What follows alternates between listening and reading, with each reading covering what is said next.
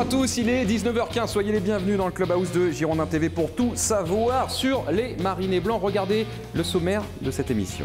Dans quelques instants, sur ce plateau, Carlos Henrique et Henri CV, deux joueurs pour le prix d'un. Spécial Europa League également dans cette émission avec, vous le savez, retour cette semaine sur cette compétition européenne qui a vu les Bordelais s'incliner en huitième de finale. Mais le parcours fut beau aujourd'hui. Deuxième volet de cette saga avec les coulisses du déplacement à Newcastle.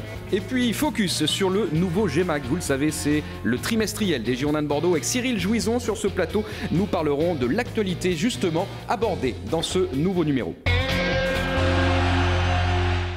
Eh bien c'est parti, 45 minutes de bonheur qui débute tout de suite avec Carlos Henrique, le premier invité de cette émission. Bonjour Carlos.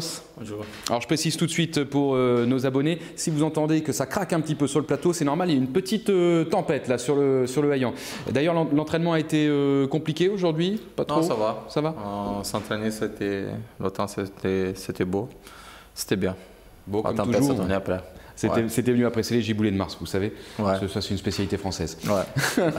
Il y a les giboulées comme ça au Brésil? Non, pas du tout. Oui, de temps en temps. Oui, ouais, de temps en temps. Ouais. Pas forcément au mois de mars. Non. Non. Non. Oui, ça s'appelle le carnaval là-bas, de Rio, c'est ça? Pourquoi? Les giboulées. Non.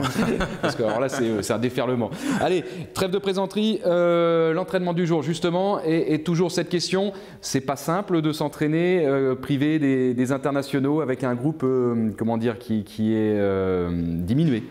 Oui, bien sûr, c'est pas simple, mais je pense qu'on a un très bon préparation physique et fait un travail super ce matin. C'était pas un travail très lourd, mais c'était un travail qui ça permet de garder le rythme aussi. Bon.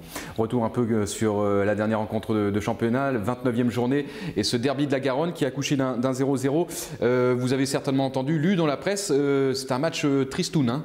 Triste. Oui, bien sûr, c'était un match triste.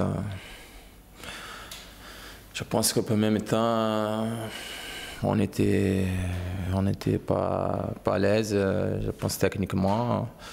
Le deuxième temps aussi, c'était pareil. Et je pense qu'il faut tous les jours qui jouent ce match-là, se met en tête qu'on n'a pas été efficace, même si c'était un match nul. Mais on n'était pas bien, on n'a pas mérité à gagner ce match-là. Et je pense que tout le monde, il faut essayer de faire beaucoup mieux. Moi, le premier. Il y a eu beaucoup d'erreurs techniques sur cette rencontre. Comment vous l'expliquez, Carlos? C'est la fatigue, le terrain, peut-être, je ne sais pas. Bon, je ne sais pas, mais moi, je pense que je n'ai jamais loupé autant de passes comme j'ai loupé le deuxième temps. C'est un peu inexplicable, je ne peux pas parler de la fatigue, je ne peux pas parler pas de terrain, que c'était un bon terrain, mais je ne cherche pas d'excuses. Je pense surtout que ça... Je sais pas, on n'était pas sur un bon jour. C'était une journée sans. Oui, c'était une journée sans et vraiment il faut essayer de récupérer, il faut essayer de travailler aussi cette semaine sérieux pour que ça n'arrive pas beaucoup souvent.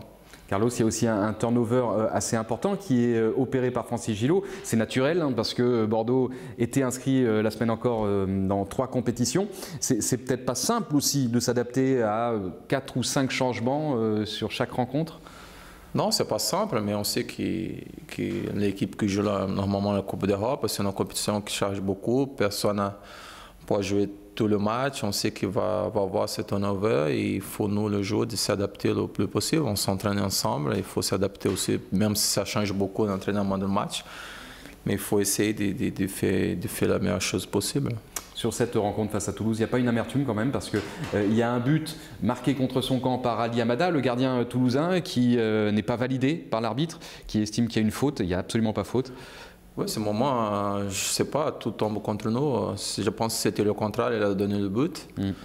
Mais c'est comme c'est contre avec à faveur de Bordeaux, c'est tout le temps une petite faute, que ça n'existe pas. Je ne sais pas, on va essayer de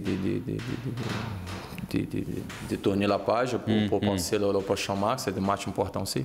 Et tourner la page avec les 9 dernières journées de championnat qui restent à disputer et puis aussi un quart de finale de Coupe de France, ça sera le 17 avril face à Lens. Francis Gillot vous a donné comme objectif justement cette échéance, le 17 avril, le match de Coupe de France et évidemment aussi tous les matchs de championnat qui le précèdent.